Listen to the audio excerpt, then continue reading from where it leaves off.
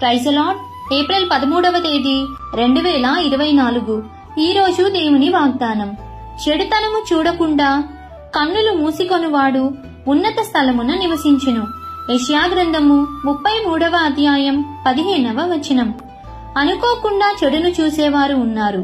అలా చూసిన తరువాత మరొకసారి కావాలని చూసేవారు ఉన్నారు. చూపుల వెనుక దాగి ఉన్నది చాలా వరకు మనుషుని శరీరము నుండి పుట్టునదే. చూపులే నీ సమస్త జీవిత విధానాన్ని ప్రభావితం చేస్తాయి. అనుకోకుండా చెడును చూసేవారు ఉన్నారు.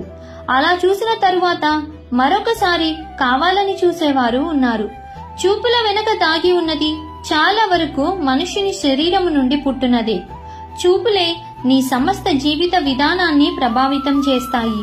కాబట్టి చెడు చూపుల గురించి ప్రార్థించి విడిచిపెట్టాలని కోరుతూ ఈ దిన వాగ్దానం మీ అందరి జీవితంలో నెరవేరాలని కోరుకుంటూ దేవుని సువార్త పరిచర్యలో మీ సహోదరి.